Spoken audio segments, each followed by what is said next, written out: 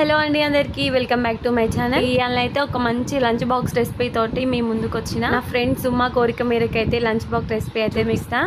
సుమా ఇది నీకోసమే.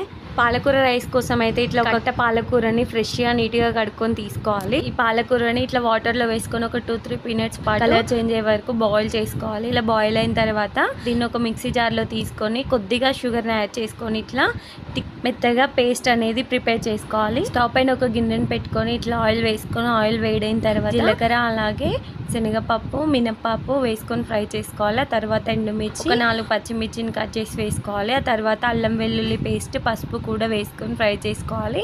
అవి ఫ్రై అయిన తర్వాత మనం మిక్సీ చేసి పెట్టుకున్నటువంటి పాలకూర పేస్ట్ని కూడా వేసుకొని ఆయిల్ పైకి వచ్చేలాగా ఫ్రై చేసుకోవాలి. ఆ తర్వాత తగిన సాల్ట్ అలాగే ఉడికించి పెట్టుకున్నటువంటి రైస్ కొని కలుపుకోవాలి. ఫైనల్ గా ఒక హాఫ్ చెక్క నిమ్మకాయని పిండుకుంటే మన పాలకూర రైస్ రెడీ. ఫుల్ రెసిపీ వచ్చేసి అప్లోడ్ చేశాను, చూసేయండి. అలాగే మరెన్నో రెసిపీస్ కోసం నా ఛానల్ని సబ్స్క్రైబ్ చేసుకోండి. Thank you for watching.